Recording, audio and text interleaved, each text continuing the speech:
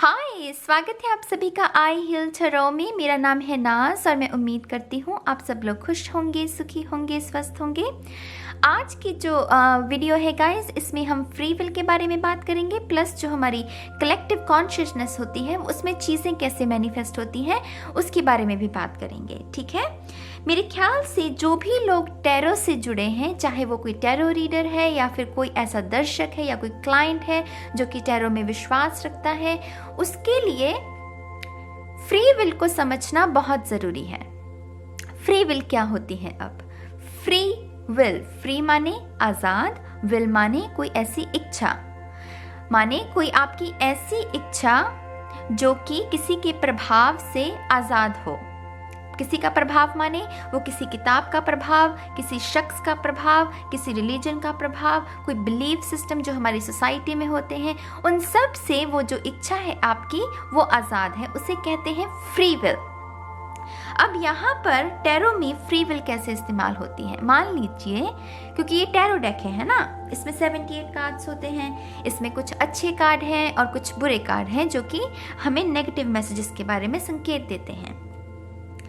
अब क्योंकि जो YouTube पर जनरल रीडिंग्स की जाती हैं, क्योंकि हज़ारों लोग देखते हैं तो कुछ एनर्जीज़ को पिकअप किया जाता है और उसके आधार पर जो रीडिंग है वो की जाती है ना। तो हो सकता है कि एक रीडिंग में चार कार्ड्स का एक स्प्रेड किया जा रहा है, जिसमें 3 कार्ड जो हैं नेगेटिव निकल आए हैं और एक पॉजिटिव कार्ड है जो कि आपको आपकी इंट्यूशन के साथ जुड़ने के लिए कह रहा है। ठीक है, अगर आपने अपनी फ्री विल का इस्तेमाल नहीं किया, कि अगर आपको 3 नेगेटिव मैसेजेस मिल रहे हैं और एक पॉजिटिव मैसेज मिल रहा है, और ये भी संभव है कि आपकी जो वाइब्रेशनल फ्रीक्वेंसी है वो बिल्कुल अलग है, मतलब आप बहुत पॉजिटिव इंसान हैं, आपकी लाइफ में सब कुछ अच्छा चल रहा है, लेकिन अगर आपने अपनी फ्री विल का इस्तेमाल नहीं किया तो ये जो 3 नेगेटिव मैसेजेस हैं ना, वो आपके ऊपर हावी हो सकते हैं। और अगर ये 3 नेगेटिव मैसेजेस आपके ऊपर हावी हो गए तो यहाँ पर आपके दिमाग में एक कहानी चलने लगेगी, और यकीन मानिए यही कहानी जो है वो दरअसल लोगों को जो एडिक्शन है ना टैरो की, वो इस कहानी की वजह से ही है, जो उनके दिमाग में टैरो की ही वजह से चलती है। ये एक सेल्फ डिस्कवरी टूल है। सबसे पहले टैरो जो है वो एक सेल्फ डिस्कवरी, हमारी ग्रोथ में काम आता है ना। लेकिन क्योंकि एक ये ईजी मनी है, बहुत सारे लोगों ने एक किस्म का, कैसे कहूँ, जैसे एक बिजनेस बना लिया है। टैरो डेक खरीदा और 2-3 बातें सीख ली कि न्यू बिगनिंग होती है, थर्ड पार्टी सिचुएशन और ये 3-4 मैसेजेस सीख लेते हैं लोग, और उन्हें लगता है कि वो टैरो रीडर बन गए हैं और वो ऐसे ही लोगों को मैसेजेस देने लगते हैं। तो उससे क्या होता है, कहानियाँ, अगर ये 3 नेगेटिव मैसेजेस को अगर आपने अपने ऊपर हावी होने दे दिया और फ्री विल का इस्तेमाल नहीं किया, तो ये जो टूल है जो कि आपकी सुरक्षा के लिए, आपकी बेहतरी के लिए बनाया गया है, यही आपके खिलाफ काम करने लगेगा। और यही वजह है बहुत सारे लोगों को पिको कार्ड्स की एडिक्शन है, टैरो रीडिंग्स की एडिक्शन है। वो अपनी इंट्यूशन का इस्तेमाल करने के बजाय टैरो रीडर के हाथ में अपनी कमान को पकड़ा देते हैं। अब ये टैरो रीडर की चाल देखिए क्या होती है। टैरो रीडर क्या कहेगा, वो डिस्क्लेमर दे देगा कि ये जनरल रीडिंग है तो सभी के साथ रेजोनेट नहीं होगी, जो मैसेजेस आपको चाहिए उसे ही स्वीकार कीजिए, फ्री विल का इस्तेमाल कीजिए। लेकिन वो फ्री विल को एलैबोरेट नहीं करता है, और उसके डिस्क्रिप्शन में लिखा होता है कि ये जो रीडिंग्स है वो एंटरटेनमेंट पर्पस के लिए बनाई गई हैं। लेकिन अब इस बात को समझिएगा कि जो एंटरटेनमेंट वर्ड है ना, ये ईगो इस चीज़ को एक्सेप्ट नहीं करती। ईगो को अटैचमेंट पसंद है ना, पसंद है कि नहीं। एंटरटेनमेंट का मतलब क्या हुआ कि सिर्फ एंटरटेनमेंट, इसको बस फन के तरीके से लीजिए और फिर आगे बढ़िए। लेकिन लोगों को एडिक्शन क्यों लग रही है? क्योंकि ईगो को अटैचमेंट हो जाती है।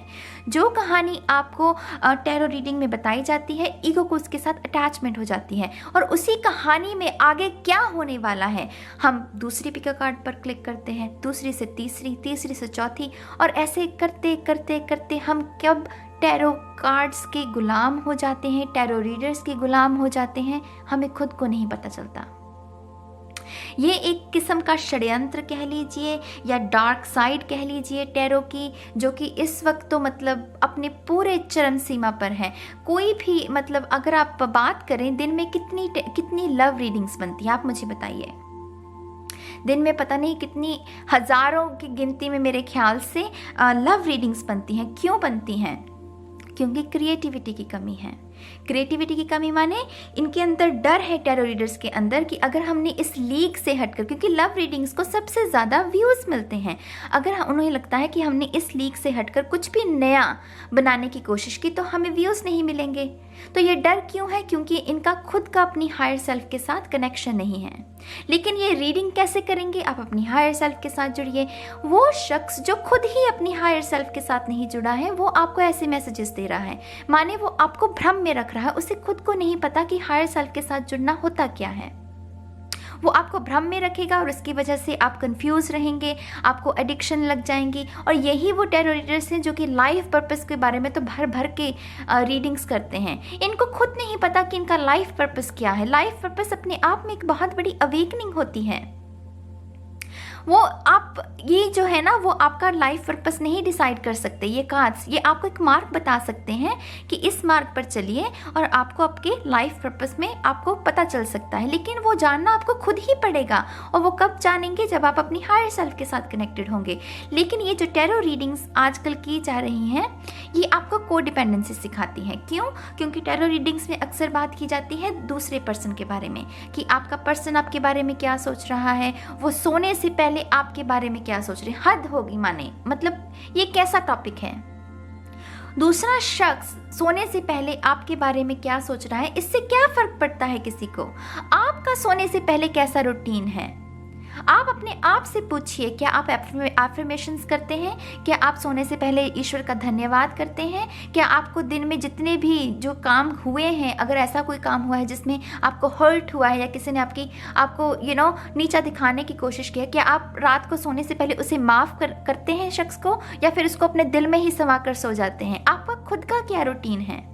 तो ऐसी जो पिको कार्ड्स होती हैं वो आपको कोडिपेंडेंसी सिखाती है और उसकी वजह से आपकी जो फ्री विल की जो क्षमता है वो मतलब कम तो क्या, मतलब वो बिल्कुल ज़ीरो हो जाती है। आपको पता ही नहीं चलता कि आपको फ्री विल का इस्तेमाल करना है, बस आप उसको उन मैसेजेस को बस एक्सेप्ट करते जाते हैं और वो आपके सबकॉन्शियस में वो जुड़ती जाती हैं। अब ये जितने भी यंग बच्चे बच्ची हैं, आप मुझे बताइए, पूरा आप कमेंट सेक्शन ऐसी रीडिंग्स का ना कमेंट सेक्शन को देख लीजिए। हाँ मैम, थर्ड पार्टी सिचुएशन है, ये है वो है। प्यार के असली मतलब सीखने से पहले इन बच्चों को थर्ड पार्टी के मतलब समझाए जा रहे हैं, सिखाए जा रहे हैं। अब जब इन बच्चों की शादी होगी आगे चलकर तो इन्होंने सीखा क्या है? इन्होंने प्यार तो नहीं सीखा, रोशनी तो नहीं सीखी ना, और उन्होंने अपनी फ्री विल का भी इस्तेमाल नहीं किया। तो वो अपनी मैरिज में भी ना वो थर्ड पार्टी वाले सिचुएशंस को ढूंढेंगे। क्यों? क्योंकि उनके दिमाग में वो भर दिया गया है। हमारा सबकॉन्शियस बहुत पावरफुल होता है गाइस। जो लोग सबकॉन्शियस की पावर को समझते हैं उन्हें पता है मैं क्या कह रही हूँ। जो चीज़ें आपने बार बार सीखी हैं, सुनी हैं, बोली हैं, कही हैं, कमेंट सेक्शन को देखिए जाकर, उसमें थर्ड पार्टी मतलब भरा पड़ा है। ऐसी रीडिंग्स भी बनाई जाती हैं कि किसका पलड़ा भारी, आपको चुनेंगे वो या फिर थर्ड पार्टी को चुनेंगे। ये कैसी बकवास बातें हो रही हैं, आप मुझे बताइए। और फिर यही लोग कहेंगे डिवाइन के साथ जुड़िए। डिवाइन तो नहीं कह रहा आपको कि आपको अंधकार के साथ जुड़ने की ज़रूरत है। अगर ये नेगेटिव मैसेजेस भी हैं ये भी आपके सेल्फ ग्रोथ के लिए हैं, लेकिन इनको प्रेजेंट इस तरीके से किया जाता है कि आप इनके आदी हो जाएं, इनसे कहानी आपके दिमाग में शुरू हो जाए। जहाँ कहानी शुरू हुई वहाँ वो जाल में आप फंस गए। इसीलिए मैं कहती हूँ कि आप अपनी फ्री विल का इस्तेमाल कीजिए। फ्री विल माने अगर ये नेगेटिव कार्ड्स निकले हैं और आप डिसाइड कीजिए कि मुझे इस ऊर्जा के साथ काम करना है कि नहीं करना है। नहीं करना है तो उसी वक्त जब आप रीडिंग देख रहे हैं इस एनर्जी को कैंसिल कर दीजिए। कॉन्शियसली आपको अपने आप से कहना है कि मैं इस ऊर्जा को कैंसिल करता हूँ अपने लिए। मैं एक अच्छी ऊर्जा के साथ जुड़ा हुआ शख्स हूँ और मैं इसी ऊर्जा के साथ अपने आने वाले समय को स्पेंड करूँगा। मैं आपको एक एक्सरसाइज भी बताऊंगी कि आपको क्या करना चाहिए टैरो रीडिंग के ऊपर क्लिक करने से पहले, लेकिन उससे पहले मैं कुछ और बातें एक्चुअली आज करना चाहती हूँ। बहुत बहुत दुर्भाग्यपूर्ण है गाइस ये कि जो जिस तरीके से टैरो को रिप्रेजेंट किया जा रहा है, ये टैरो कम्युनिटी में इतना मतलब अंधकार भर गया है। ब्लैक मैजिक के ऊपर मुझे किसी ने पूछा भी था कि आप ब्लैक मैजिक के ऊपर क्यों वीडियो नहीं बना रहे हैं। मैं इतनी बार आपसे रिक्वेस्ट कर चुकी हूँ, तो मैंने तब रिप्लाई नहीं किया था, लेकिन आज मैं उसका रिप्लाई देना चाहूँगी। ब्लैक मैजिक, टैरो और ब्लैक मैजिक का क्या रिश्ता है आप मुझे बताइए। ब्लैक मैजिक क्या है? ब्लैक माने काला, मैजिक माने जादू, काला जादू जो कि अंधकार से भरा हुआ है, अंधविश्वासों से भरा हुआ है, जो कि आपको अंधकार के साथ ही जोड़ता है। तो उसकी बात क्यों की जाती है टैरो में? आप इन चैनल से जाकर पूछिए कि ये क्यों बनाते हैं। अगर आप मुझसे कहें कि नाज नहीं, ब्लैक मैजिक होता है, मान लीजिए कोई बहुत अच्छा विद्वान है जिसने मुझे गलत साबित कर दिया और मैं गलत साबित हो भी गई कि नहीं ब्लैक मैजिक होता है, हालांकि मैं बिल्कुल भी विश्वास नहीं करती हूँ ब्लैक मैजिक में, लेकिन कोई बहुत ही बढ़िया विद्वान है जिन्होंने बहुत विद्या हासिल की है और उन्होंने मुझे गलत साबित कर दिया कि नहीं भाई होता है, और मैं गलत साबित हो गई, तब भी मैं कहूँगी रोशनी के साथ जुड़िए। मैं तब भी ब्लैक मैजिक में विश्वास नहीं करूँगी। क्यों? अंधकार से लड़ने के लिए अंधकार नहीं, आपको रोशनी के साथ जुड़ना होगा। तो अगर रोशनी ही सल्यूशन है तो सबसे पहले रोशनी की ही बात क्यों ना की जाए। अगर रोशनी ही हल है उस सिचुएशन का भी, उस ब्लैक मैजिक का भी, तो रोशनी की बात कीजिए। ब्लैक मैजिक की बात ही क्यों कर रहे हैं आप, मुझे बताइए। गौतम बुद्धा ने भी कहा था ना, कि एग्जाम्पल है उनकी फिलॉसफी में कि जब आपको तीर लगे ना, तो तीर कहाँ से आया, किसने मारा, कहाँ से कैसे उसे बनाया गया है, इन सवालों के जवाब को ढूंढने की बजाय उस तीर को बाहर निकालकर उसकी मरहम पट्टी, उस जख्म की मरहम पट्टी पर ध्यान लगाइए। माने उनका कहने का भाव था कि सल्यूशन पर ध्यान लगाइए। सल्यूशन क्या है?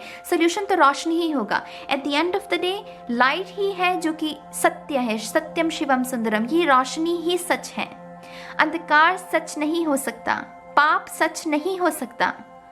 तो अगर रोशनी ही सच है तो रोशनी के साथ जुड़िए। वाइट मैजिक की क्यों नहीं बात करते हैं ये लोग ये क्यों बात करते हैं ब्लैक मैजिक की कम्युनिटी में? और वैसे ही जब ये बता देंगे कि आपके ऊपर ब्लैक मैजिक हुआ था, तो वो जो देखने वाला शख्स है, चाहे उसके ऊपर हुआ भी ना हो, वो फिर भी उसे एक्सेप्ट कर लेगा। क्यों? क्योंकि वो फ्री विल को इस्तेमाल नहीं कर रहा, और उसकी वजह से वो अंधकार में फंस जाता है। उसे पिको कार्ड्स की एडिक्शन लग जाती है। वो कहानी जो उस ब्लैक मैजिक से शुरू हुई थी, उसके और आंसर्स जानने के लिए वो और क्लिक करेगा पिको कार्ड्स, और इसकी वजह से उसे एडिक्शन लग जाएगी और वो इन चीज़ों का गुलाम हो जाएगा। Eight the end of the day ये सिर्फ कागज़ के टुकड़े हैं, इनका गुलाम होने की क्या ज़रूरत है, मुझे बताइए। रोशनी के साथ जुड़िए, अंधविश्वास के साथ नहीं। ये सिर्फ आपकी ग्रोथ के लिए है। और ये जब मैं आपसे कहूँ कि ये ऊर्जा अवेलेबल है, इसके साथ काम कीजिए। ये कोई प्रेडिक्शन नहीं कर रही हूँ, मैं कह रही हूँ कि ये ऊर्जा अवेलेबल है। आपके दरवाजे पर एक शख्स खड़ा है जो कि आपको वरदान देने के लिए, अगर मैं कोई पॉजिटिव मैसेज बता रही हूँ ना, कि ये शख्स आपको आपके दरवाजे पर वरदान देने के लिए खड़ा है, लेकिन अपने कमरे से बाहर निकलकर उस दरवाजे तक पहुँचना तो आपको ही पड़ेगा ना।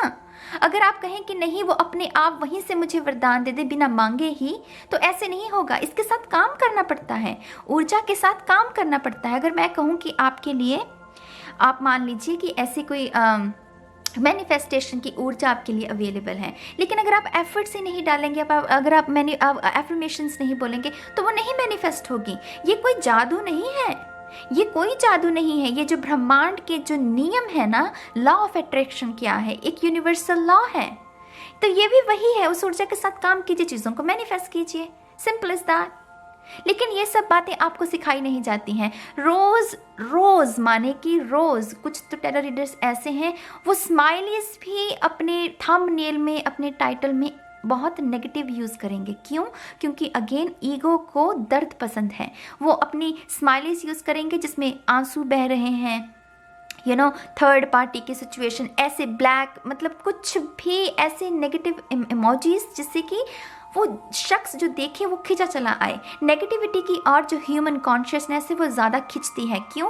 अगेन ईगो को दर्द पसंद है, ईगो पलती है उस चीज़ पर।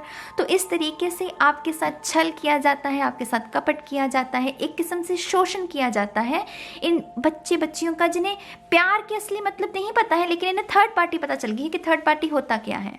थर्ड पार्टी मतलब इन्हें सिखा दिया गया है। क्यों?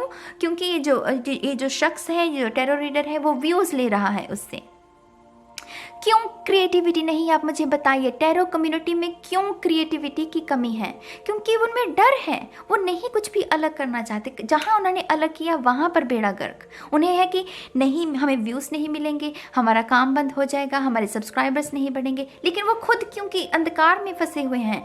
अगर आप रोशनी के साथ जुड़े हुए हैं तो आपके अंदर विश्वास की ताकत होगी, होगी कि नहीं होगी? आपको होगा कि नहीं, देर सवेर मेरा काम भी चल जाएगा, मेरे साथ भी अच्छे लोग जुड़ेंगे। लेकिन क्योंकि इनके अंदर खुद डर की कमी है, डर है इनके अंदर, अपनी हायर सेल्फ से खुद कनेक्टेड नहीं है, और ये आपको बता रहे हैं कि लाइफ पर्पस क्या होता है। देखिए कितनी मतलब मजाकिया बात है ये अपने आप में, है कि नहीं? मुझे तो ये समझ में नहीं आ रहा कि ये समझ क्यों नहीं पा रहे हैं लोग। मतलब ये खुला तांडव आंखों के सामने हो रहा है, लेकिन ये इस तरीके से डम लोगों की ना एक फौज तैयार की जा रही है। मैं सच बताऊं आपको, मैंने पिछली एक रीडिंग में भी ये बात कही थी, कॉन्शियसनेस को करप्ट करके डम लोगों की एक फौज तैयार की जा रही है। वो संत बाबा होते हैं ना, फ्रॉड्स जो होते हैं, भारत में तो कमी नहीं है उनकी। वो कैसे करेंगे? वो आपको पहले अंधकार से जोड़ेंगे, फिर थोड़ी सी रोशनी दिखाएंगे, फिर आपको अंधकार में रखेंगे, और फिर लोग उनके पीछे चले जाते हैं,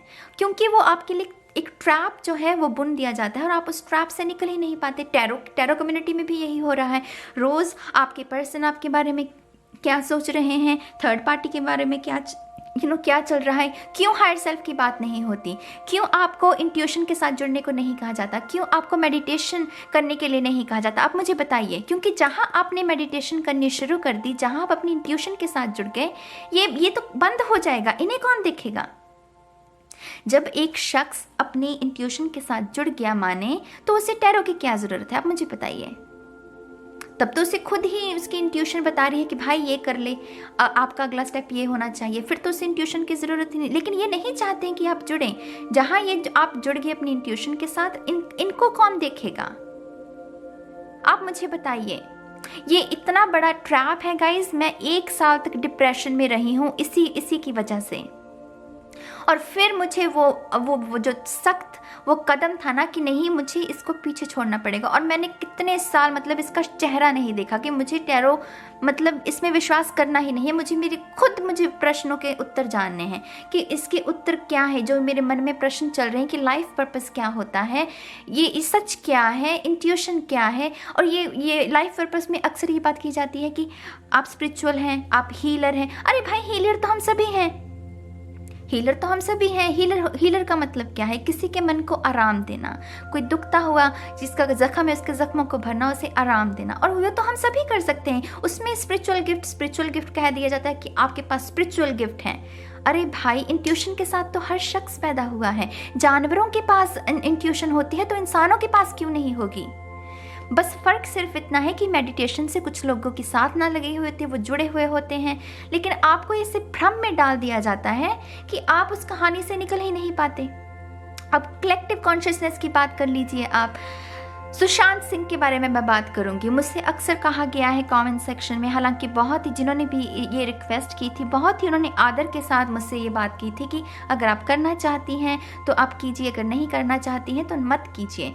लेकिन मैं इस चीज़ की बहुत सराहना करती हूँ, लेकिन मेरे ख्याल से यहाँ पर इसके बारे में बात करना बहुत ज़रूरी है। सुशांत सिंह राजपूत की जब वो सब हादसा हुआ, वो सब शॉकिंग था लोगों के ऊपर। कुछ रूह ऐसी होती है ना कि चाहे हम उन्हें कभी मिले ना हो, चाहे जाने ना हो, लेकिन उनके साथ एक जुड़ाव महसूस होता है। वो प्योर, वो जो रूह होती है उनके साथ ही ऐसा होता है, राइट। तो ये जब भी हादसा हुआ बहुत दुखदाई था, बहुत डिस्टर्बिंग था, बहुत सारे लोगों पर इसका असर हुआ। तब भी टैरो कम्युनिटी ने अपना फ़ायदा देखा इसमें, और ये बहुत दुर्भाग्यपूर्ण बात है। मैं खुद शर्मिंदा हूँ इस चीज़ के लिए, क्योंकि मैं खुद एक ऐसी कम्युनिटी से, मैं टैरो रीडर हूँ, राइट। तो एक शर्मिंदा वाली जो फीलिंग है वो मेरे खुद के अंदर भी है कि इन्होंने उस चीज़ का मतलब बॉलीवुड ने तो जो किया ही। टैरो रीडर्स मतलब एक के बाद एक रीडिंग। सुशांत सिंह राजपूत ये कह रहे हैं उनके ड्रीम में आए, ये हुआ वो हुआ, और फिर जब रिया को सजा भी हुई तब भी इन्होंने ढिंडोरा पीटा कि हमने ये बात कही थी और देखिए हुआ। रिया के साथ जो हुआ वो कलेक्टिव कॉन्शियसनेस और उसकी कर्मा की वजह से हुआ। कलेक्टिव कॉन्शियसनेस किसे कहते हैं? कलेक्टिव कॉन्शियसनेस, कोई भी वीडियो उठाकर देख लीजिए सुशांत सिंह राजपूत के रिलेटेड, कमेंट सेक्शन में जाकर देखिए, मतलब वो भरा पड़ा होगा रिया के बारे में। मतलब उसकी नेगेटिव, जो सब लोग चाहते हैं कि उसे सज़ा मिले, मतलब वो वैसे ही कमेंट सेक्शन से भरा हुआ होगा, है ना। तो मतलब वो कलेक्टिव कॉन्शियसनेस, एक थॉट जुड़ा हुआ है कि रिया को सज़ा मिलनी चाहिए, प्लस उसका कर्मा। तो ये इन दो चीज़ों की वजह से वो जो उसके साथ हो रहा है वो मैनिफेस्ट हुआ। इसमें किसी टैरो रीडर का कोई आप इसको योगदान मत समझिए। इन टैरो रीडर्स से जिन्होंने ये रीडिंग्स की हैं सुशांत सिंह राजपूत के लिए, उनसे जाकर पूछिए कि इन्होंने इससे पहले कितनी स्पिरिट के साथ बात की है, इनके पास और कितनी स्पिरिट के साथ बात करने का एक्सपीरियंस है। आप इनसे पूछिए जाकर। इन्होंने सिर्फ उस चीज़ का फ़ायदा उठाया है, जितना बॉलीवुड ने विश्वासघात किया है उतना ही टैरो कम्युनिटी ने भी जो छल किया है ना, मतलब मैं ऐसे शब्दों में बयान नहीं कर सकती। उसके साथ जो भी हो रहा है ना रिया के साथ, वो उसके कर्म है और उसकी जो कलेक्टिव कॉन्शियसनेस का एक और उदाहरण देती हूँ।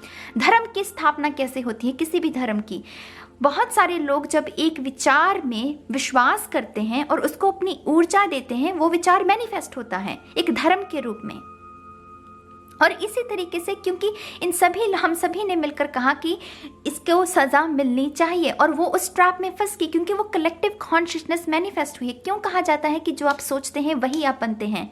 वो इंडिविजुअल थॉट है आपका जो कि मैनिफेस्ट हो रहा है, लेकिन अगर इंडिविजुअल थॉट मैनिफेस्ट हो रहा है तो कलेक्टिव थॉट भी मैनिफेस्ट होगा। और कलेक्टिव थॉट क्या था कि इसने गलत किया है, इसे सज़ा मिलनी चाहिए, प्लस उसका कर्मा एक सच्ची चीज़ है। मुझे तो ये समझ नहीं आता लोग क्यों नहीं समझते। आप जैसा बीजते हैं वैसा ही आप बोते हैं, और उसके साथ वही हो रहा है। यहाँ पर कोई टैरो रीडर का कोई सपना आ गया मुझे उसने ये, कितना छल कपट कर रहे हैं, आपको शर्म आनी चाहिए।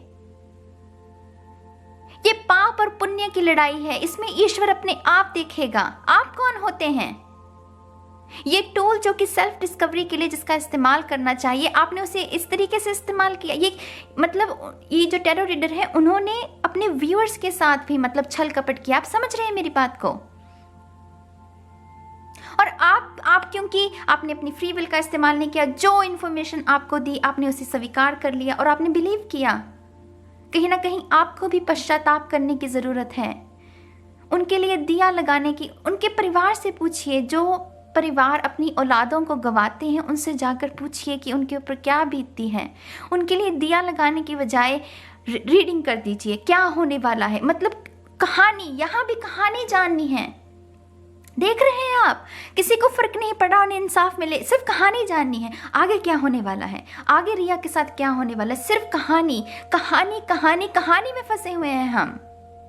दिमाग हमें जीने नहीं देता क्योंकि कहानी में फंसे हुए हैं हम, और हम सच को ढूंढ रहे हैं। इसके साथ हम सच को ढूंढ रहे हैं। ऐसे सच नहीं मिलेगा आपको। सच को जानना है ना तो पहले कहानी से बाहर निकलना पड़ेगा, और जहां आप कहानी से बाहर निकलते हैं आपको प्रश्न करने की जांच आती है कि हाँ ऐसे प्रश्न किया जाए। और फिर प्रश्न करने के लिए आपके अंदर तलब नहीं होती कि मुझे इसका आंसर अभी मिल जाए। गुरु, लोग कहते हैं कि मुझे गुरु चाहिए। गुरु ऐसे नहीं मिलता। गुरु के लिए खुद को गंवाना पड़ता है आपको, गुरु के लिए खुद को साधना पड़ता है पहले। लेकिन लोग साधना नहीं चाहते, प्रश्न करना नहीं चाहते, लेकिन उन्हें जवाब चाहिए कि जवाब दे दीजिए। पहले प्रश्न करना तो सीख लीजिए। इस टूल को अपने जीवन के साथ अनर्थ मत करने दीजिए। ये टूल कब आपके खिलाफ काम करने लगेगा आपको पता भी नहीं चलेगा। फ्री विल का इस्तेमाल कीजिए, रोशनी के साथ जुड़िए, क्योंकि यही सोल्यूशन है। और अगर सोल्यूशन ही यही है तो इसके बारे में ही क्यों नहीं बात की जाए। वाइट लाइट में विश्वास कीजिए। वाइट ऊर्जा क्या है? सच है, वो ईश्वर है, वो प्रेम है, वो माफ करना है। ये जो रोशनी है अगर इसके साथ जुड़ गए ना तो अपने दुश्मन का भी कोई माथा चूम ले, ऐसी पावर आ जाएगी आपके अंदर। अपने दुश्मन को आप चुटकियों में माफ़ कर सकते हैं, अपनी क्रिएटिविटी के साथ जुड़ सकते हैं। ये कितने क्रिएटिव जो महान शख्सियत हुए हैं, इन्होंने अपनी हायर सेल्फ के साथ जुड़े। और जहाँ पर आप अपनी हायर सेल्फ के साथ जुड़ेंगे वहाँ क्रिएटिविटी झलकेगी, आइडियाज़ झलकेंगे, इंस्टेंट डाउनलोड्स। क्या होते हैं वो यही होते हैं जब आपकी इंट्यूशन आपको कह रही है कि ये करो वो करो। वो प्योर आइडियाज़ हैं। सच के साथ जुड़िए, अपने आप को सुरक्षित कीजिए। ये हमेशा के लिए नहीं है, ये सिर्फ कागज़ के टुकड़े हैं, इनके गुलाम मत बनिए। ये सिर्फ ग्रोथ के लिए टूल है, इसका इस्तेमाल कीजिए ग्रोथ के लिए, इससे अलावा कुछ भी नहीं। और लाइफ पर्पस को जानने के लिए कृपया करके टैरो को इनसे तो ये जो कहते हैं ना कि आप हीलर हैं, हीलर सब हैं, हम सब हैं। हम सब में हीलिंग की जो क्वालिटीज़ हम सब में है, वो स्किल हम सब में है, सिक्स सेंस हम सभी में है, जानवरों में होती है, हम में भी है। साधिए खुद को, मेडिटेशन कीजिए और वो गुण आपका एक्टिवेट हो जाएगा, वो मसल आपका मजबूत हो जाएगा। ब्लैक मैजिक से खुद को बचाइए, ये अंधविश्वास है, वो आपको अंधकार से जोड़ती है। वाइट मैजिक आपको रोशनी के साथ जुड़ता है। रोशनी के साथ जुड़िए, उसी में मोक्ष है, उसी में मोक्ष है मेरी जान, उसके अलावा किसी और चीज़ में मोक्ष नहीं है। और फ्री विल का कॉन्सेप्ट ना सिर्फ टैरो तक मत लीजिए। अगर आपने फ्री विल को सीख लिया तो आप अपनी लाइफ के किसी भी पहलू पर इसे अप्लाई कर सकते हैं। मैं अब आपको एक्सरसाइज बताती हूँ। जब भी आप किसी रीडिंग पर क्लिक करें ना, क्लिक करने से पहले आपको कॉन्शियसली अपने आप को थोड़ी सी ऊंची आवाज़ में अपने आप को कहना है कि जैसे मेरा नाम नाज है, मैं कहूँगी नाज, इस रीडिंग में मैं उन्हीं मैसेजेस को स्वीकार करूँगी जो कि मेरी वाइब्रेशंस के साथ मैच करती हैं। इसके अलावा जितने भी नीची वाइब्रेशन के मैसेजेस होंगे मैं उनको दरकिनार कर दूंगी, मैं उन्हें स्वीकार बिल्कुल नहीं करूंगी। अगर आपने ये छोटी सी एक्सरसाइज क्लिक करने से पहले खुद के लिए की ना, आप देखिएगा आपके ऊपर असर, ये आपको अपने गुलाम नहीं बनने देगा। और रीडिंग में अगर कोई नेगेटिव मैसेज आ जाए उसे उसी वक्त कहिए मैं इसे कैंसिल कर रही हूँ। ये एक्सरसाइज ही आपको इस एडिक्शन से बचा सकती है, आपको अंधकार से बचा सकती है।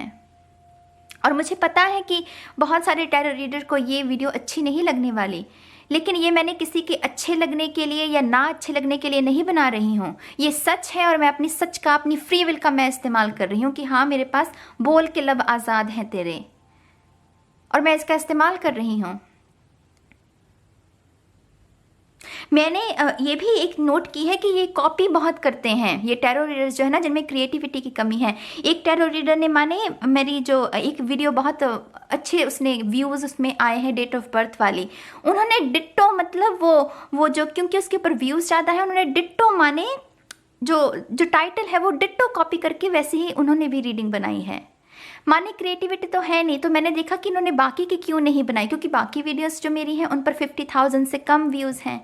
तो भेड़ चाल है। जो शख्स खुद ही भेड़ चाल में लगा हुआ है, जो टैरो रीडर खुद ही भेड़ चाल में लगा हुआ, वो आपको कैसे मुक्त कर सकता है आपके भ्रमों से? आप मुझे बताइए। प्लीज़ अपने आप को बचाइए, प्लीज़ अपनी ऊर्जा को अच्छी चीज़ों में लगाइए, अच्छे मैसेजेस सुनिए, अच्छी किताबें पढ़िए। इनसे पूछिए जाकर इन्होंने आखिरी बार अच्छी किताब कब पढ़ी थी। ब्लैक मैजिक की तो ये बात कर लेंगे, इनसे पूछिए कि आखिरी बार उन्होंने अच्छी किताब कब पढ़ी थी, किस शख्स से इन्होंने आखिरी बार प्रेरणा ली थी। इन्हें खुद नहीं पता ये क्या कर रहे हैं। ये बहुत इजी मनी है गाइस। क्या है, इसको खरीद लीजिए एक डेक को और 2-3-4 मैसेजेस सीख लीजिए और बोलने शुरू कर दीजिए। लोग तो विश्वास कर ही लेंगे। कलेक्टिव कॉन्शियसनेस में क्या चल रहा है, क्यों रीडिंग्स जो हैं वो रेजोनेट होती हैं, क्यों? क्योंकि कलेक्टिव कॉन्शियसनेस में ये भर दिया गया है, थर्ड पार्टी सिचुएशन हो रहा है, कार्मिक रिलेशनशिप है, सोलमेट ट्विन फ्लेम की तो बात, मतलब वो ऐसे कह देते हैं कि ये आपका सोलमेट है, ये आपका ट्विन फ्लेम है। उनसे पूछिए जाकर, क्योंकि इन्होंने अपने चैनल पर अभी तक ट्विन फ्लेम के बारे में, साइंस के बारे में बात नहीं की है, सोलमेट क्या होता है इसके बारे में ये बात नहीं करते, क्योंकि उन्हें खुद नहीं पता। सिर्फ उन्होंने कॉन्सेप्ट सीखा है कि कोई सोलमेट होता है, 2 ऑफ कप्स आ जाए, 10 ऑफ कप्स आ जाए तो कोई मैरिज हो जाएगी। बस ये रटे रटाए इन्होंने एनर्जीज को तो बिल्कुल भी रीड नहीं करना जानते, क्योंकि ये खुद का डिस्कनेक्शन है इनका अपनी इंट्यूशन के साथ। तो ऐसे भ्रमों से बचिए, ये हमेशा के लिए नहीं है टूल, इसको अपनी ग्रोथ के लिए इस्तेमाल कीजिए। और मुझे आई डोंट नो, मुझे ये आज इतनी मतलब स्ट्रॉन्ग हो रहा था कि नहीं मुझे ये बात कहनी है, मुझे ये बात कहनी है, नहीं तो मुझे ये बात जीने नहीं देगी। और इसलिए मैंने इसे अपने विचारों को व्यक्त किया है। सुरक्षित रहिए गाइस, सुरक्षित रहिए, खुद को सुरक्षित रखिए और अपने आसपास के लोगों को भी सुरक्षित रखिए, उनका भी ध्यान रखिए। ठीक है, तो इसी उम्मीद के साथ मैं चलती हूँ। अब बस अब अपना ध्यान रखिए, और मैं क्या कहूँ, मुझे थोड़ा पानी पीने की ज़रूरत है। अब मैं चलती हूँ, ठीक है, बाय बाय।